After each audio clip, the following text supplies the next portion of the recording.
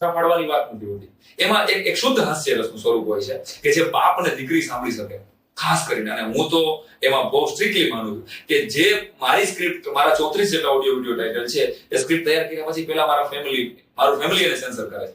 જે જોક મારી ઘરવાળી ન સાંભળી શકે, જે મારી માં ન સાંભળી શકે, મારો પરિવાર ન સાંભળી શકે, એ જોક મારી ગામની દીકરી સામે રજૂ ન કરે. આવું અમારા ઘરમાં બેઠક થાય પછી હું પબ્લિક વચ્ચે રજૂ કરું.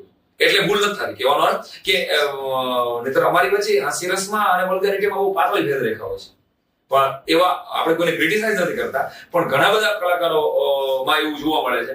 અને લાફટર ચરણની અંદર વાત કરું તો ખાસ કે એ લોકોને એવા કોઈ બંધનો નથી. બીજું એને કોઈ મેસેજ આપવાનો નથી હોતો. જ્યારે અમારી કોમેડી પાછળ સતત એક લોક સાહિત્યનો, એક લોક જીવનનો, એક સરસ મજાનો જીવન સંપદા વિનોદ ગોષ્ઠી, આ પાંડુરંગ દાદાનો શબ્દ છે કે જીવન સંપદા વિનોદ ગોષ્ઠી હોવી જોઈએ. કે હાસ્ય છે ને ખૂચે એવું ન હોવું જોઈએ કોઈ.